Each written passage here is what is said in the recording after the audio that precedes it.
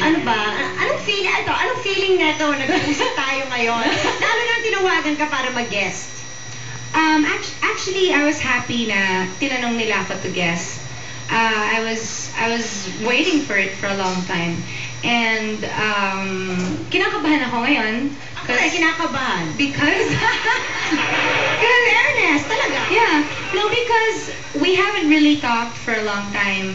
We haven't really... Actually, hindi pa talaga kami nagkikita ng ganito. I never. You know what?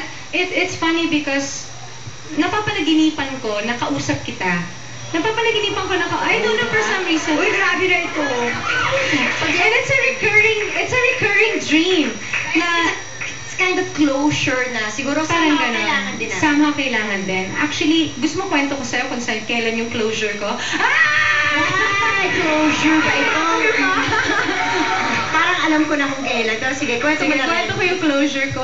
Actually, remember, Ariel and I had a show in the States. So before that, we just broke up, no? Before that, syempre medyo, aminin ko na, di ba? Parang nag-hope ka pa na, magkabalik ka kami. You know? But when I saw you guys in the airport, you looked like a couple. You really are a couple, and I never really thought we were a couple. And I wanted to die. I wanted, alam mo yung gusto mong gumuho yung buong airport kasama ka. Tapos sa aeroplano ako, katabi ko sila dyan. Gusto kong tumalon. Oo, gusto kong tumalon sa aeroplano.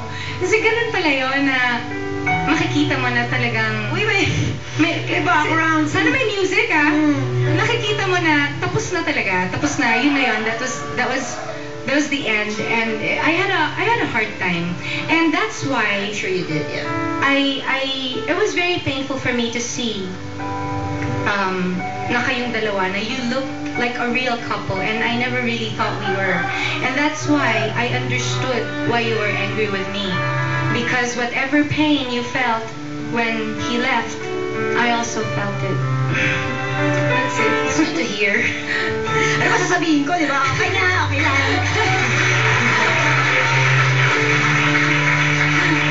Obvious naman. Siyempre, at that time, hindi naman ako conscious sa mga nararamdaman mo. Conscious lang ako sa mga nararamdaman mo. Siyempre, naiintindihan ko naman. In hindsight, and after a while, siyempre, meron na kaming kids. Siyempre, naiisip ko din na, okay, it's about time.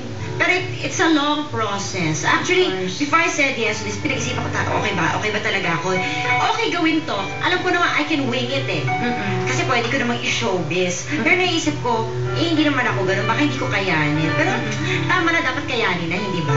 Actually, one of the things that I appreciate about you is that, although I have to admit no na hindi ako nagalit sa'yo kasi parang wala naman akong karapatan magalit kasi naiintindihan ko nga yung naramdaman mo eh. If I was in your place, I would feel the same way. Pero I guess I did not appreciate the fact that every time I would say hello, you wouldn't even look at me. I did not appreciate that, but I understood why. I understand perfectly. And now, habang tumatanda tayo, mas naiintindihan ko yung fact na, huwag ka na lang mag-effort kung pa-plastikin mo lang din naman. Exactly. Mas mabuti na yan sa akin, di ba? Kasi nang binati kita, tapos nakatala mo naman ako ano-ano sasabihin mo. Mas na-appreciate ko yun. Kasi like ngayon, I'm glad. Kasi parang, instead na, hi! Tapos, shoot. I don't want to backstab pa. At least obvious na sa'yo, nagalit ako. Tapos na yun. And at least now, pareho tayong nag-heal. In different ways, of course. Pareho tayong nag-heal. Pareho ng, kumbaga past na talaga yon. Then we can just talk about it like this. Exactly.